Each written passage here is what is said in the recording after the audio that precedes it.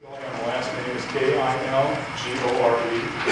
And kind of best I have, along with Dennis, spoke a little bit earlier, I've known a lot of people in the Wasatch Fire District, actually Wasatch for a very long time.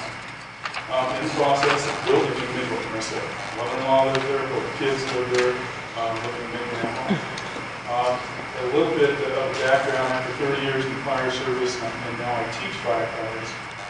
I started out as a volunteer, so I've seen what the progression is and what happens, okay, for the fire departments as your demographics and your populations, and the demands of your services grow. You know, I witnessed to it in that growth period. To answer one of the earlier questions as far as the standards, NFPA is the National Fire Protection Association.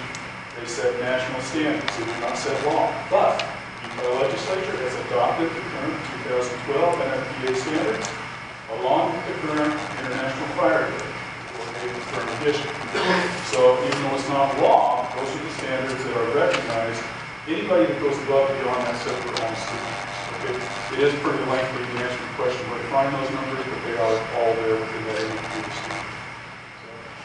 One thing, as far as the justification for it, I have to commend Wasatch Fire District for doing the job they have done to this day. To put it in realistic terms, they're operating on $1989. In 1989, a gallon of gas was $1.12. You're expecting them to be able to provide that same service at that percentage of a cut. It's going to take a hit somewhere. You know, they just can't maintain that type of thing. You can't grow, you can't eat. Okay? So you look at that percentage and what the comparison is as far as dollars you're actually receiving today. Now back to the equipment issues. Chief Giles touched on the functionality of this. Firefighters count and rely on their equipment to function properly when they get there. I would challenge anybody in here, are you going to jump in a 1989 car and drive cross country? I want my fire engine to work when I pull it to the scene. And I don't know at that age what is going to break. You can't fix these things on the scene. Okay? It just takes too much time to do it. Costs have gone through the roof for fire apparatus. People certify those apparatus. It's not like they're trying to go buy a car. You don't just go to a parking lot and buy a fire engine.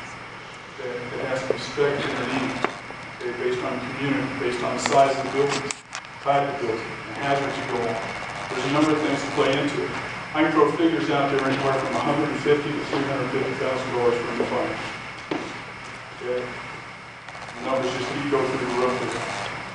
Serviceability of a fire engine typically 10 years. At that point in time, then they are put back in the shed, and you use them when the front line one breaks out, so you have a backup. Personally, I don't want that fire engine breaking and guys standing around not having the tools they need if it's my house. So, in favor, like I said, I'd like to commend them for being able to operate.